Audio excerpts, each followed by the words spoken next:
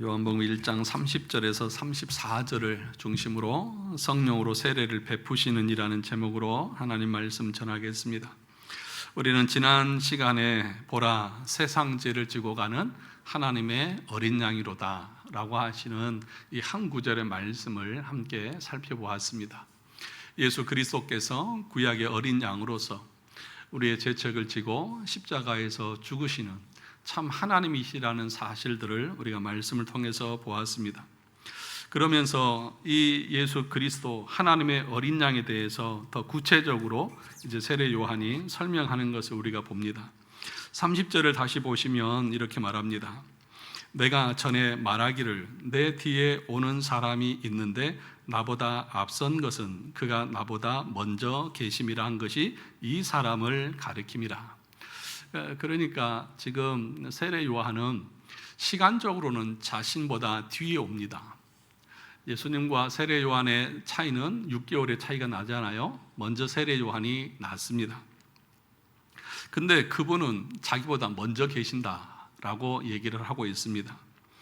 그것이 1장 1절의 말씀과 일치하지 않습니까? 태초에 말씀이 계시니라 이 말씀이 하나님과 함께 계셨으니 이 말씀은 곧 하나님이시니라.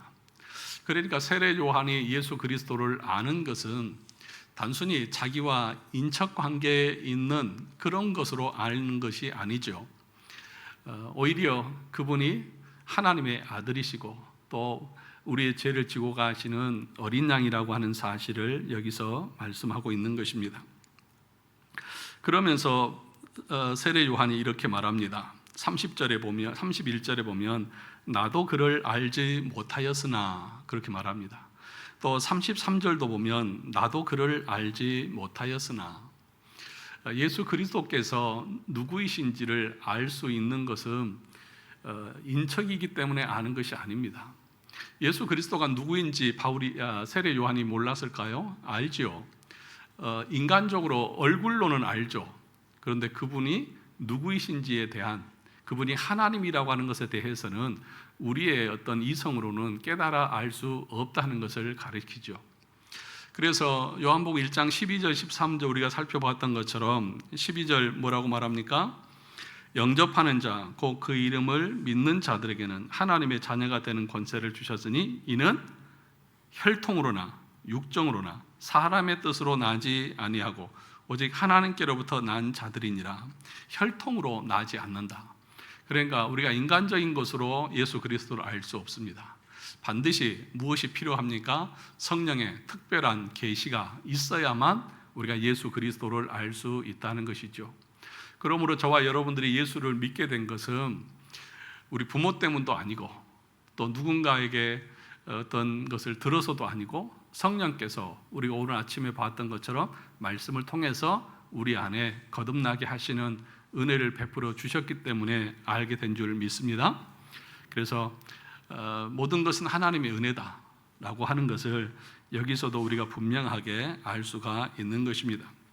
나도 그를 알지 못하였으나 그러면 어떻게 예수 그리스도께서 하나님의 어린 양이시고 또 그분이 하나님의 아들이라고 하는 것을 그가 증언할 수 있었을까? 오늘 34절에 보면 내가 보고 그가 하나님의 아들이심을 증언하였노라 그렇게 얘기하잖아요. 세례 요한은 분명하게 말합니다. 내가 인간적으로는 그분이 누구인지 몰랐다. 아니 얼굴을 몰라서 모른다고 말하는 것이 아니라 그분의 본성 자체가 어떤 분인지 나는 처음에는 알지 못했다는 것이죠. 그럼 어떻게 깨달아 알았다는 것입니까? 거기 밑에 보시면 32절에 요한이 또 증언하여 이르되 내가 보매 성령이 비둘기같이 하늘로부터 내려와서 그의 위에 머물렀더라 라고 그렇게 얘기합니다. 그리고 33절에서도 그가 나에게 말씀하시되 성령이 내려서 누구 위에든지 머무는 것을 보거든 그가 곧 성령으로 세례를 베푸는 이인 줄을 알라 하셨기에, 그러니까 요단강에 와서 세례를 베풀 때에 그때 성령이 비둘기같이 예수님 머리 위에 임하는 것을 보고 저분이 하나님의 아들, 하나님의 아들이시고 어린 양이라고 하는 것을 그때 깨달아 알았다는 것이죠. 그럼 누가 알려주신 것이에요? 성부 하나님께서 깨닫게 해 주셔서 그분의 존재를 알게 되었다라고 하는 것을 우리가 여기서 발견할 수 있습니다. 그러니까 우리가 예수를 믿는다고 하는 것은 전적인 하나님의 은혜죠. 저와 여러분들이 예수를 믿고 내 인생과 내 삶의 모든 것을 의탁하고 맡기고 이렇게 살아갈 수 있는 것 자체가 하나님의 은혜가 우리 위에 임한 결과인 줄 믿습니다.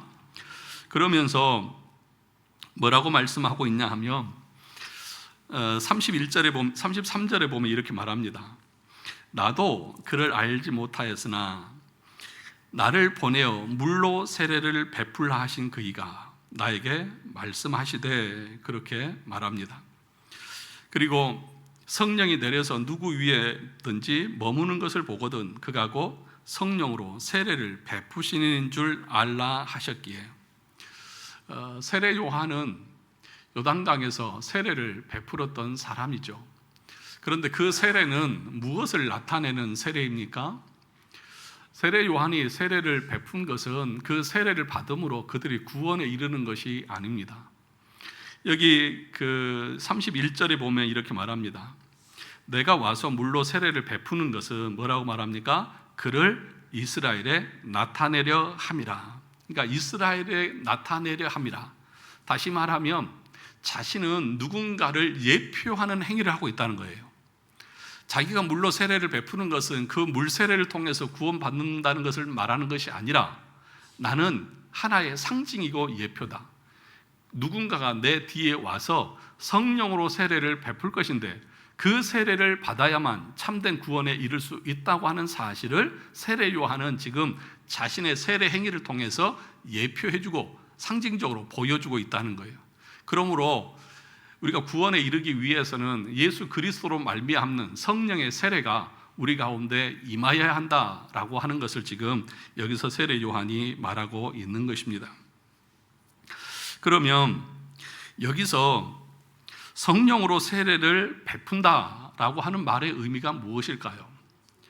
성령으로 세례를 베푼다라고 하는 말의 의미가 무엇이냐 하는 것이죠. 여러분들은 성령으로 세례를 베푼다, 또 성령 세례를 받았다라고 하는 것을 무엇으로 어떻게 생각하십니까? 어떤 사람들은 예수를 믿고 나서도 그 이후에 특별한 성령의 세례, 어떤 성령의 뜨거운 체험, 이런 것이 있어야만 구원받은 것이라고 잘못 주장하는 사람들이 있습니다. 혹시 여러분들도 그렇게 믿고 또 그렇게 생각하고 계시는 분은 없습니까? 오늘 여기 본문을 다시 한번 보시죠. 33절 다시 한번 읽어보시죠. 나도 그를 알지 못하였으나 나를 보내어 물로 세례를 베풀라 하신 그이가 나에게 말씀하시되 성령이 내려서 누구 위에든지 머무는 것을 보거든 그가 곧 성령으로 세례를 베푸는 이인 줄 알라 하셨기에, 이 성령으로 세례를 베푼다고 하는 말의 의미가 무엇이냐 하는 것이죠. 이것을 알기 위해서는 우리가 사도행전 1장으로 가야 됩니다. 우리 사도행전 1장을 가볼까요? 요한복음 다음에 사도행전 1장입니다.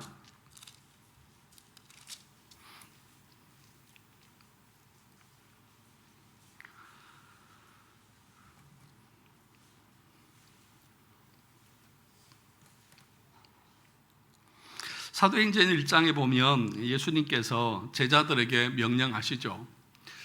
이 성을 떠나지 말고 약속하신 성령이 오실 때까지 기다리라, 그렇게 말씀합니다. 그래서 이 사람들이 기다리고 기도하죠. 그래서 어떻게 됩니까? 오순절에 성령이 그들 가운데 임하게 됩니다. 그러면 오순절에 성령이 임한 그 결과가 어떤 것이라는 것입니까? 지금 요한복음 1장 33절에서 성령으로 세례를 받으리라 라고 하는 그 결과로 하나님 앞에서 기다리고 있는 성도들에게 내린 것을 지금 말하고 있는 것이죠. 그래서 1장 33절의 말씀이 사도행전에서 성취되고 있는 것들을 우리가 보게 됩니다. 우리 4절과 5절을 보겠습니다. 사도행전 1장 4절 5절. 사도와 같이 모이사 그들에게 분부하여 이르시되 예루살렘을 떠나지 말고 내게서 들은 바 아버지께서 약속하신 것을 기다리라. 예수님께서 말씀하시기를 내게서 들은 바 약속하신 것을 기다리라, 그렇게 얘기를 하고 있습니다.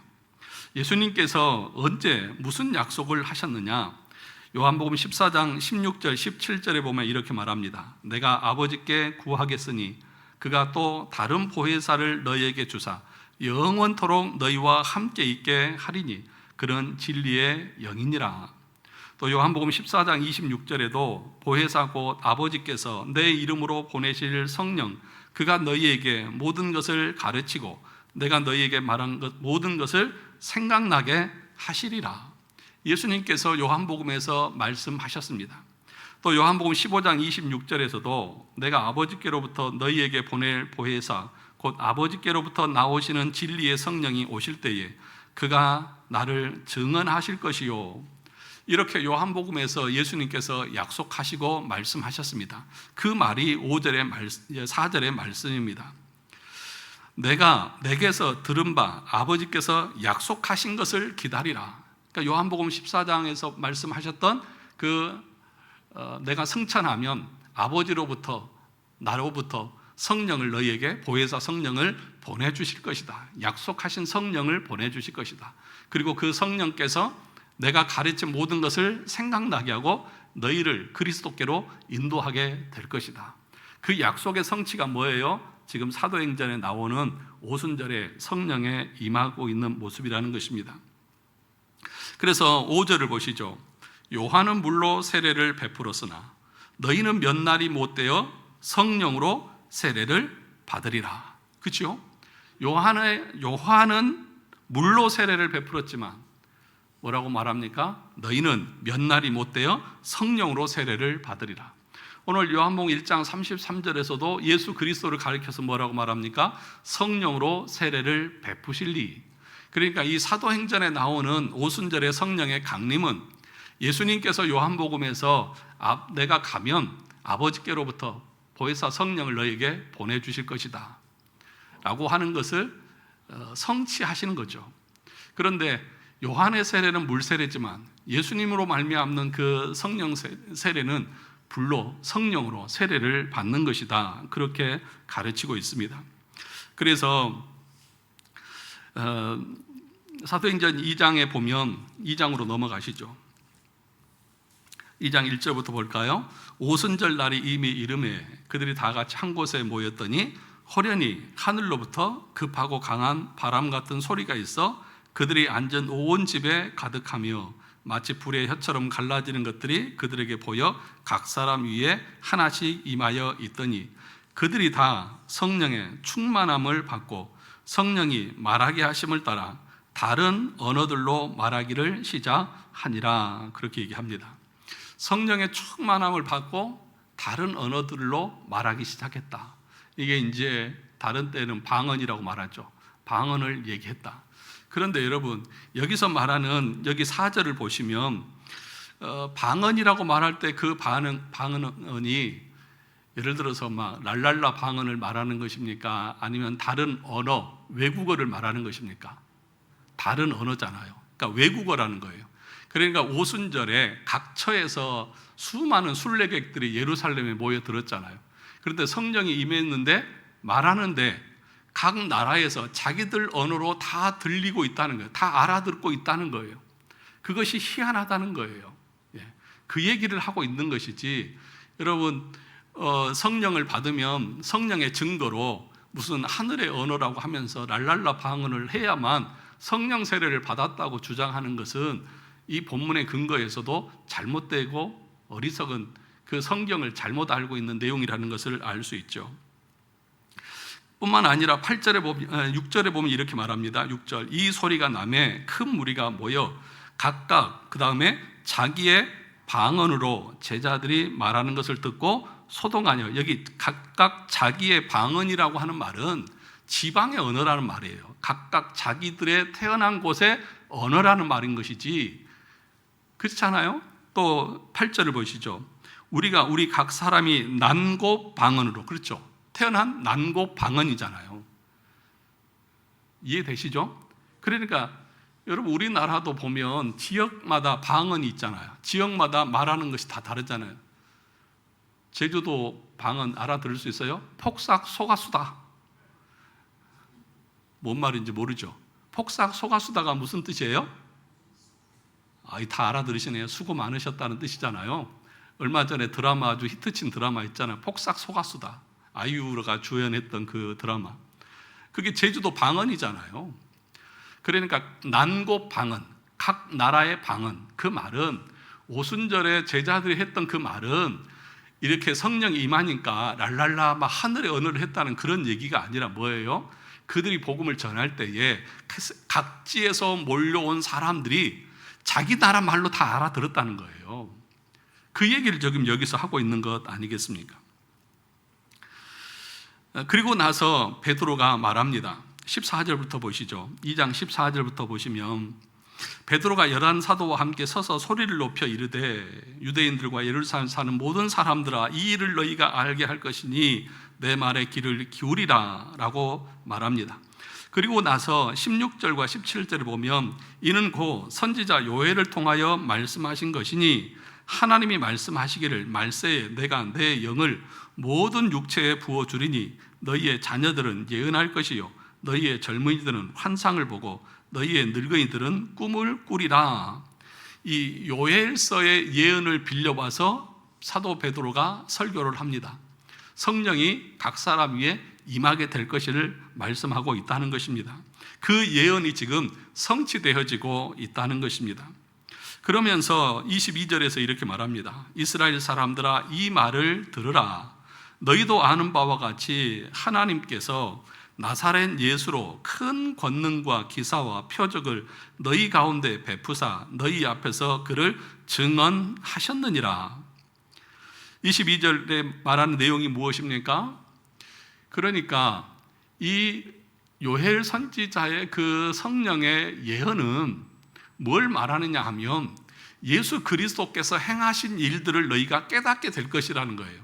성령이 임하게 되어지면 하나님의 말씀이 진짜 이해되어지고 믿어지는 역사가 나타날 것이다 라고 하는 것을 지금 말하는 것이죠. 그래서 이것을 22절의 이야기를 33절에서 바울이 설명을 합니다. 베드로가 설명합니다. 33절 보시죠. 사도행전 2장 33절 같이 읽어보겠습니다. 시작. 하나님이 오른손으로 예수를 높이심에 그가 약속하신 성령을 아버지께 받아서 너희가 보고 듣는 이것을 부어 주셨느니라. 그러니까 지금 오순절에 성령이 임해서 사도들에게 성령의 충만함이 임하고 그리고 그들이 복음을 전할 때 각 나라 사람들이 자기 나라 말로 다 알아듣고 있는 이 놀라운 역사의 내용은 예수 그리스도께서 부활하시고 승천하시면서 약속하신 그것이 지금 성취되고 있는 것이다 라고 지금 말해주고 있는 것입니다. 그리고 나서 37절에서는 뭐라고 말합니까? 이 말을 듣고 나서 유대인들이 37절 보시죠. 그들이 이 말을 듣고 마음에 찔려 베드로와 다른 사도들에게 물어 이르되 형제들아 우리가 어찌할꼬 하거늘 베드로가 이르되 너희가 회개하여 각각 예수 그리스도의 이름으로 세례를 받고 죄 사함을 받으라. 그리하면 성령의 선물을 받으리니. 그러면 오늘 요한복음 1장 33절에서 나는 물로 세례를 주거니와 내 뒤에 오시는 이는 성령으로 세례를 베풀 것이다 라고 하는 이 말의 의미가 뭐예요?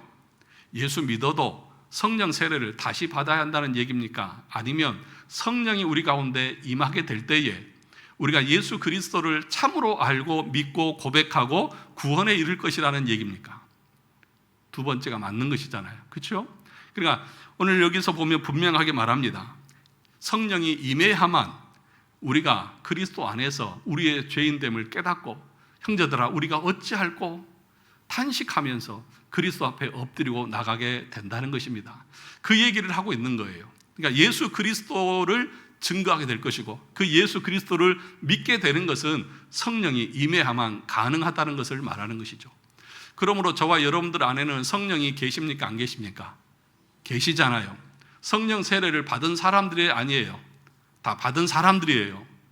왜요? 지금 성령으로 세례를 받는다고 하는 이 말의 의미가 뭐냐? 성령이 임하면 우리가 예수 그리스도를 고백하게 되고 영접하게 되는 은혜를 입게 될 것이기 때문에 그런 것이죠. 그래서 바울도 고린도전서 3장 16절에서 뭐라고 말했어요? 너희가 하나님의 성전인 것과 하나님의 성령이 너희 안에 거하시는 것을 알지 못하느냐라고 말하는 것이죠. 그러므로 예수 믿는 모든 사람들에게는 성령이 임해 계시고 성령 세례를 다 받은 사람들이다라고 하는 것을 우리가 알 수 있다는 것이죠. 사랑하는 성도 여러분, 그런데 꼭 이런 내용에 있어서 잘못 주장하는 사람들이 꼭 있거든요. 무슨 얘기냐 하면 예수 믿어도 성령의 세례를 받지 못한 사람이 있다는 것이죠. 그래서 두 번째 성령의 세례를 받아야 한다라고 그렇게 주장하는 사람들이 있다는 것입니다. 그것이 오늘 본문의 근거에서 얼마나 잘못된 주장이라는 것을 우리가 알았으면 좋겠습니다. 사랑하는 성도 여러분, 그래서 어떤 사람들은 그렇게 얘기합니다. 예수를 믿어도 방언을 할 줄 알아야, 또 방언을 해야 참된 구원에 이른 것이다, 그렇게 주장하는 사람들이 있습니다. 뿐만 아니라 어떤 뜨거운 체험이 있어야 되고, 또 기도를 해도 뜨겁게 해야 되고, 뭔가 뭐라고 말할까요? 불로 해야만 그 사람이 정말 구원받은 사람인 것처럼 그렇게 주장하는 사람들이 있다는 것입니다. 이것을 가르쳐서 두 번째 성령 세례라고 주장하는 사람들이 있습니다. 근데 이 주장은 2000년 교회 역사 속에서 그 길이 오래되지 않았습니다. 이 오순절 성령 운동이라고 하는 것이 1901년도에 미국에서부터 시작이 되어졌던 이야기인 것입니다. 그래서 이 찰스 파함이라고 하는 사람이 토피카에서 베델 성경학교를 세우고 학생들에게 사도행전을 연구하게 했습니다. 학생들은 사도행전에서 성령 세례를 받은 사람들의 공통적인 특징을 찾았는데 그것이 뭐냐? 방언이다, 그렇게 말한 거예요. 그래서 그런 운동들이 미국에서부터 시작되어졌고, 오늘날은 이제 한국에도 건너와서 오순절 순복음교회 조용기 목사를 통해서 그런 것이 확대되어졌던 것이죠. 그런데 여러분, 이 오순절 운동의 역사는 2000년 교회 역사 가운데 얼마 되지 않습니다. 그러니까 1900년도에 됐으니까 그지 100여 년밖에 안 된 그런 이야기인 것이죠. 예수님을 믿어도 성령 세례를 다시 받아야 한다. 성령 세례를 받은 사람은 방언이나 예언이나 치료 같은 독특한 은사를 할 수 있다.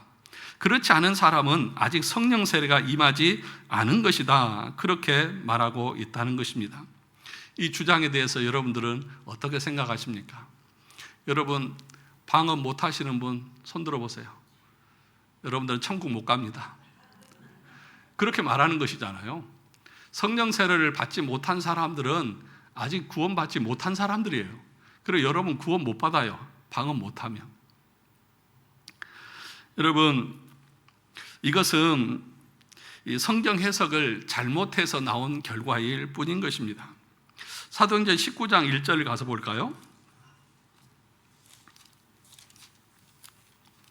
사도행전 19장 1절을 가서 보겠습니다.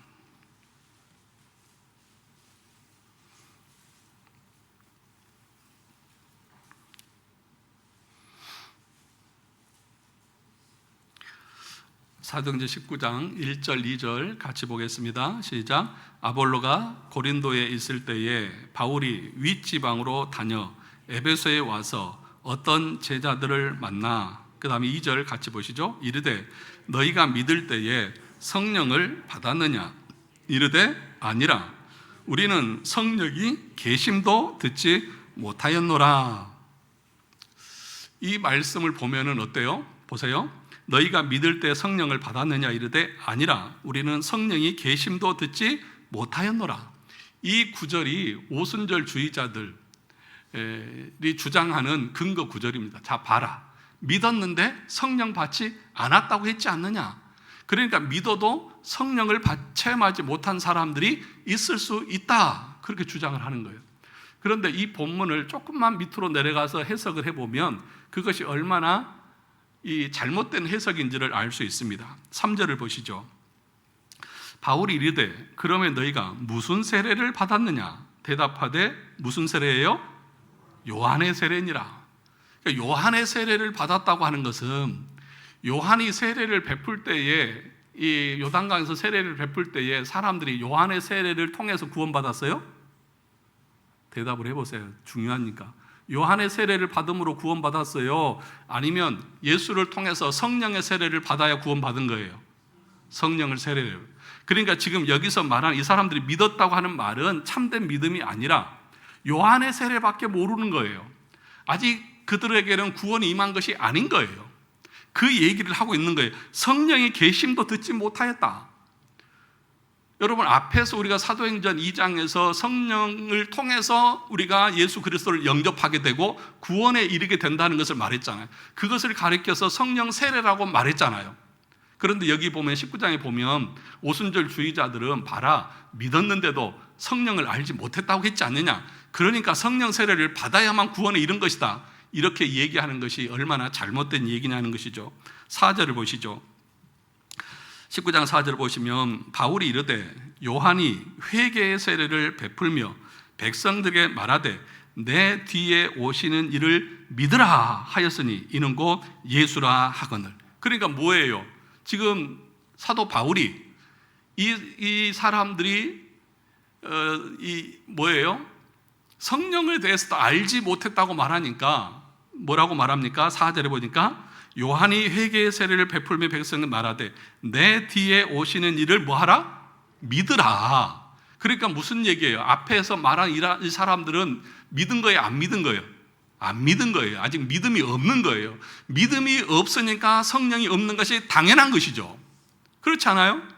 그런데 오순절 주의자들은 봐라, 믿었는데 성령 체험을 없다 이렇게 말하니까 그 한 구절만 가지고 말하니까 얼마나 잘못된 해석을 하고 있냐는 거죠. 본문에 보면 분명히 몇 절만 내려가 봐도 바울이 말할 때 예수를 믿으라고 말하잖아요. 그 말은 아직 너희들은 믿음을 경험하지 못한 자들이라는 거예요.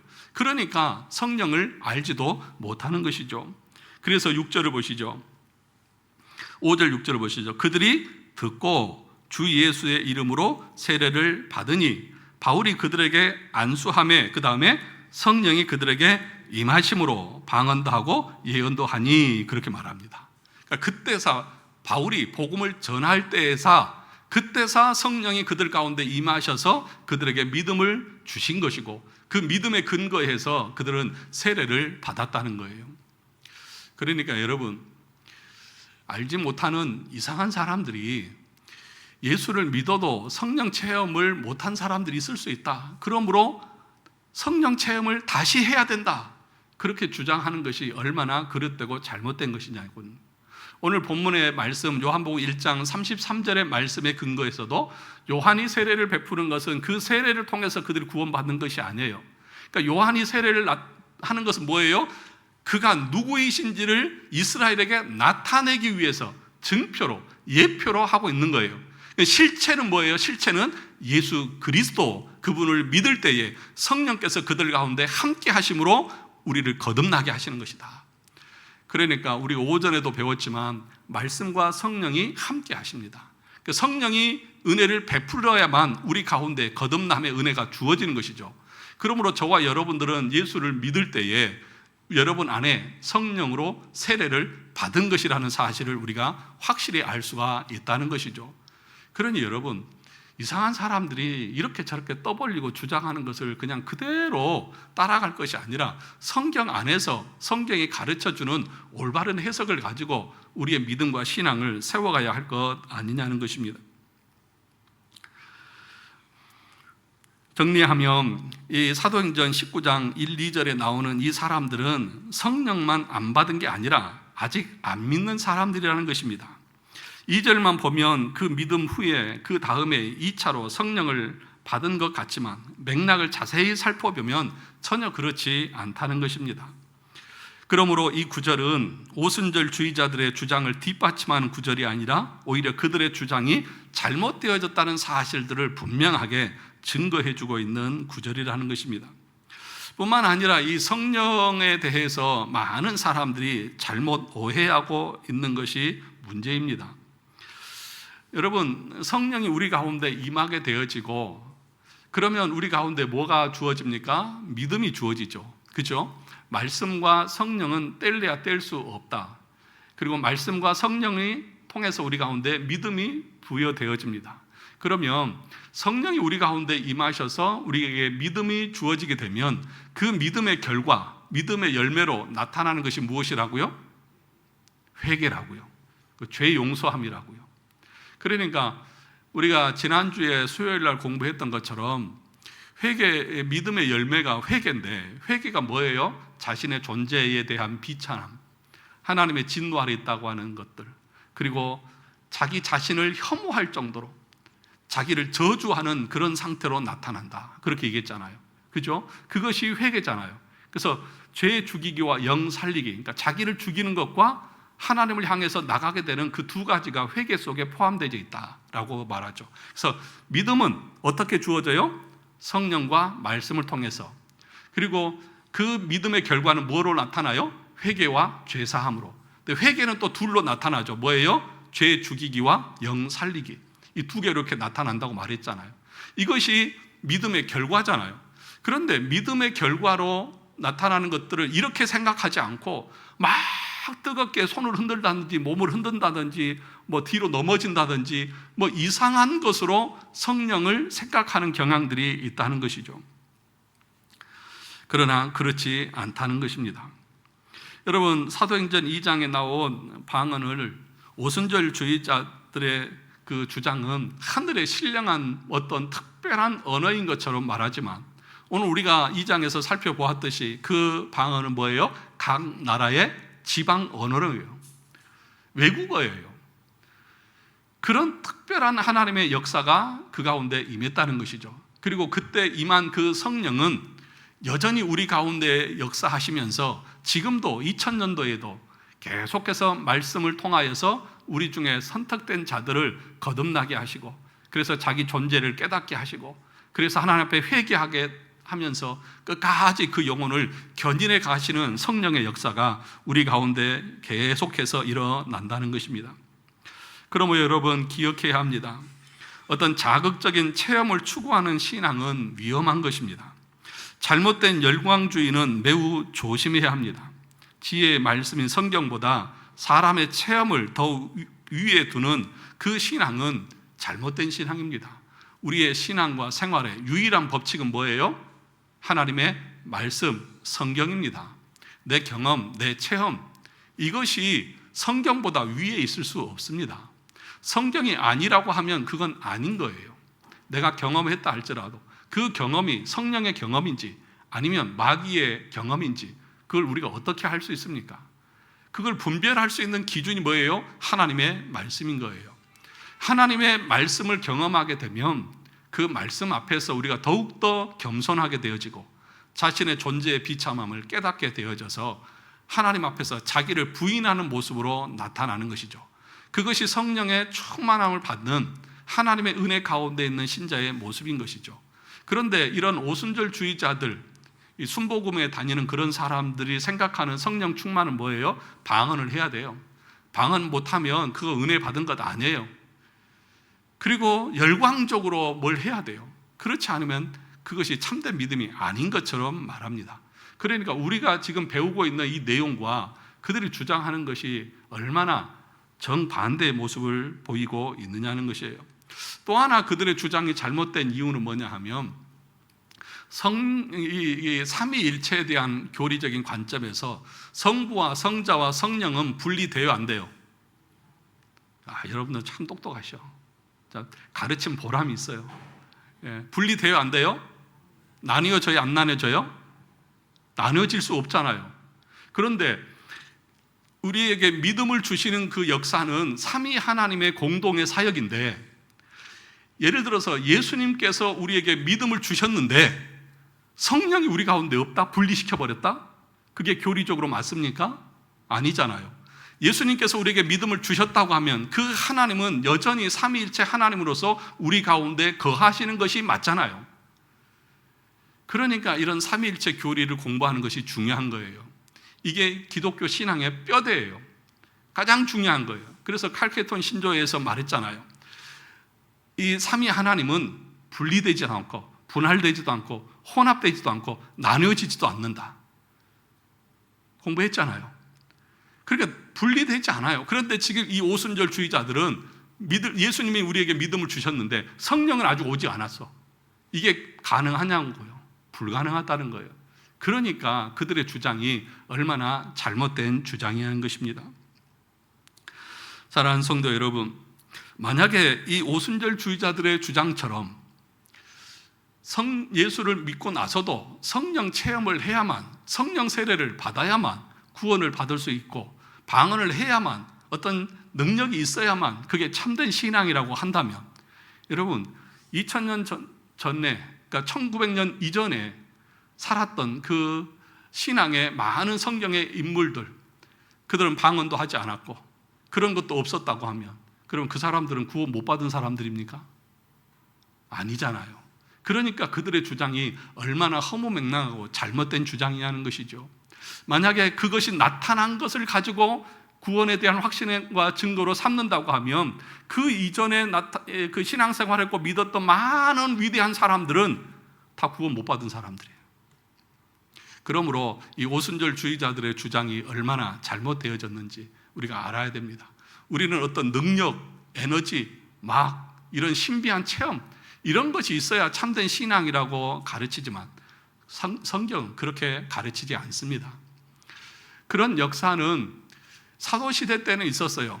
그러니까 이 사도 바울이나 베드로나 12사도들이 그 하나님의 성경이 기록되기 이전에는 하나님께서 그들이 사도의 그 권위를 가지고 있다는 것을 드러내기 위해서 그들을 통해서 치유의 역사도 나타나고 방언의 역사도 나타나고 환상도 예언도 다 나타나게 하셨어요.